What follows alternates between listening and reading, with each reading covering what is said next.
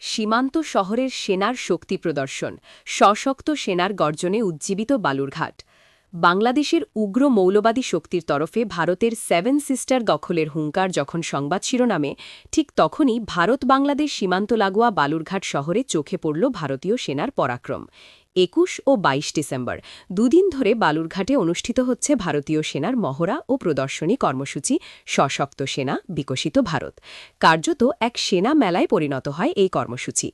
অনুষ্ঠানে উপস্থিত ছিলেন কেন্দ্রীয় মন্ত্রী সুকান্ত মজুমদার, বিধায়ক বুধরায় টুডু, বিধায়ক সত্যেন রায় সহ প্রশাসন ও সেনা আধিকারিকরা। সেনা মহড়ায় অত্যাধুনিক প্রযুক্তি ও অস্ত্রশস্ত্রের প্রদর্শন ছিল বিশেষ আকর্ষণ।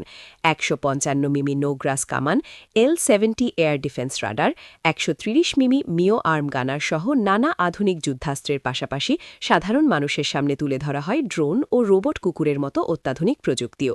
শুধু অস্ত্র প্রদর্শনেই সীমাবদ্ধ থাকেনি অনুষ্ঠান। Kumaon regiment, Gorkha regiment, Maratha regiment সহ দেশের বিভিন্ন প্রান্ত থেকে আসা সেনা সদস্যদের পরিবেশনায় মন জয় করে নেয় সাংস্কৃতিক অনুষ্ঠান। ভাংরা নৃত্য থেকে শুরু করে শারীরিক কসরত, এমনকি আর্মি ডগদের নানা কৌশল প্রদর্শন, সব মিলিয়ে প্রায় ৩ ঘণ্টার অনুষ্ঠানে উপচে পড়ে ভিড়।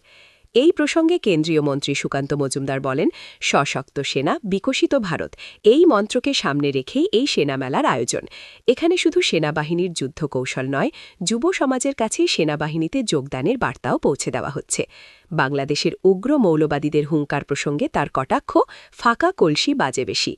পাশেই রাখা বফোর্স কামানের দিকে ইঙ্গিত করে তিনি বলেন, ওদের শান্ত করতে এরকম ৫টা থাকলেই যথেষ্ট।